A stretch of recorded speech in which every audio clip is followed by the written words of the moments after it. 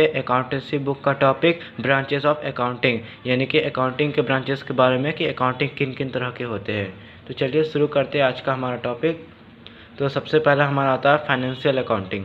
तो financial accounting क्या है? The main purpose of branches of accounting is to record the business transaction in a systematic manner, यानी कि जो भी बिजनेस ट्रांजैक्शन जो होते हैं, मतलब इस फाइनेंशियल अकाउंटिंग का मतलब है कि जितने बिजनेस ट्रांजैक्शन हो रहे तो उनको ये रिकॉर्ड करता है systematically to a certain profit and loss account in the financial position of the business. और ये क्या करता है? उसका प्रॉफिट एंड लॉस अकाउंट, यानी कि उसमें कितना प्रॉफिट हुआ ट्रांजेक्शन में और कितना लॉस हो रहा है, तो उसको फाइनेंशियल तौर पे वो क्या करता है? उसको रिकॉर्ड करता है, उसको सिस्टमेटिकली फाइनेंशियल तौर पे उसको रिकॉर्ड कर लेता है, यानी कितना प्रॉफिट हुआ और कितना लॉस हो रहा है उसका।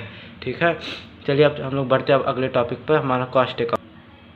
तो कॉस्ट अकाउंटिंग हमारा शुरू होता है। तो कॉस्ट अकाउंटिंग का मतलब है the main purpose of cost accounting is to ascertain the total cost and per unit cost of good produce by service rendered by business. जो मेन पर्पस है कॉस्ट अकाउंटिंग का क्या कि वो टोटल जितने भी जो भी सामान हमने बेचा उसका टोटल कॉस्ट यानी उसका पूरा दाम पर यूनिट कॉस्ट, और उस सामान का कितना छोटा छोटा करके, जैसे हम लोग एक पेन का सेट खरीदते हैं तो उस पूरा पेन का सेट का कीमत है कितना, क्या जैसे 30 रुपया का पूरे सेट का कीमत है, उस पूरे पेन का प्राइस है, और उसमें से हम लोग एक पेन खरीद लेते हैं तो यानी कि उसका प्राइस है कितना 5 रुपीज़ वजह, तो वो हो गया 5 रुपीज़ किस पेन का, वो हो गया पर यूनिट कॉस्ट का, और टोटल कॉस्ट हमारा कितना 30 रुपीज़ एज द एग्जाम्पल। तो and a good produce service rendered by business, तो यानी कि कितना हमने उसके हिसाब से कितना हमने गुड्स तैयार किया और कितना उसके लिए हमने बिजनेस किया और सर्विसेज किए, तो उस चीज़ों को कौन मेजरमेंट करता है? कॉस्ट अकाउंटिंग में वो सारी चीज़ें रिकॉर्ड होती है।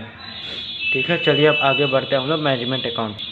मैनेजमेंट अकाउंटिंग अब हमारा शुरू होता है। तो मैनेजमेंट अकाउंटिंग का मतलब है क्या? The main purpose of management accounting is to present the accounting information is such a way to assist the management planning and controlling the operation of business.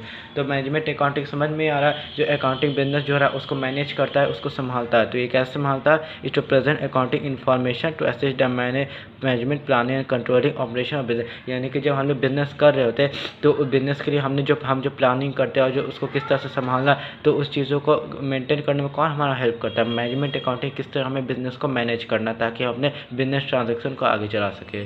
ठीक है, आई होप आप लोग को video समझ में आ रहा हो, और अगर कुछ डाउट है तो आप लोग कमेंट सेक्शन में पूछ सकते हैं, और प्लीज़ वीडियो को लाइक और चैनल को सब्सक्राइब जरूर कर दीजिएगा। ठीक है, चलिए अब आगे बढ़ते हैं हम लोग। अब हमारा अगला टॉपिक है टैक्स अकाउंटिंग।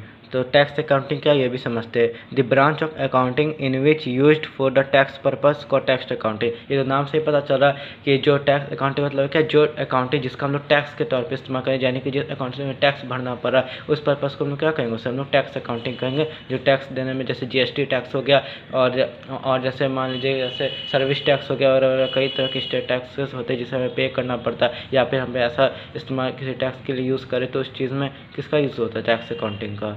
ठीक है, चलिए अब आगे बढ़ते हैं। हमारा लास्ट है हमारा क्या, अब लास्ट है हमारा सोशल रिस्पॉन्सिबिलिटी अकाउंटिंग।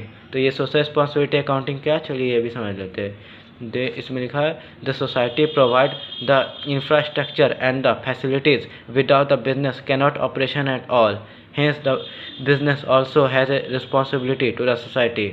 यानी कि सोसाइटी को जैसे क्या चाहिए होता है, जैसे सोसाइटी जो होती है हमें क्या क्या चीज़ें प्रोवाइड करेगी, जैसे हम इंफ्रास्ट्रक्चर देगी और वैसे से सुविधाएं देगी बिजनेस करने के लिए, बिजनेस ऑपरेशन के लिए, कि हम लोग बिजनेस को बढ़िया से कर सके, वैसा फैसिलिटी हमें दे कि बिजनेस जिससे क्या करा, बिजनेस जिससे नहीं हो पा रहा, हमें बिजनेस करने में प्रॉब्लम हो रहा, तो सोसाइटी वैसी सिचुएशन हमारे हेल्प करेगी कि हम लोग बिजनेस को अच्छा से चला सके, ताकि अगर हमारी इकोनॉमी में कोई वैसा करके कुछ प्रॉब्लम ना आ जाए। तो बिजनेस ऑल्सो है रिस्पॉन्सिबिलिटी टू सोसाइटी, इसलिए बिजनेस जो है सोसाइटी के लिए बहुत ही जरूरी है। बिजनेस के लिए अगर बिजनेस हो रहा है तभी सोसाइटी की ज़रूरत है, सोसाइटी जो लोग हैं उनको अपने नीड्स पूरी करने के लिए, अपने हेल्प के लिए उन्हें बिजनेस का क्या करना चाहिए, उन्हें बिजनेस के साथ रहना चाहिए, बिजनेस का हेल्प करना चाहिए, तभी बिजनेस भी उनका बढ़िया से क्या कर सकता है, उनकी मदद कर पाएगी, जो उन्हें जिस चीज़ की ज़रूरत है वो पूरा कर पाएगा।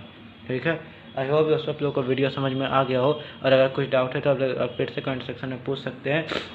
हम प्लीज़ वीडियो को लाइक और चैनल को सब्सक्राइब जरूर कर दीजिएगा, और ज़्यादा से ज़्यादा अपने दोस्तों में शेयर जरूर कीजिएगा। ठीक है, तो चलिए मिलेंगे आप लोग से नेक्स्ट वीडियो में, तब तक के लिए thank you, have a nice day.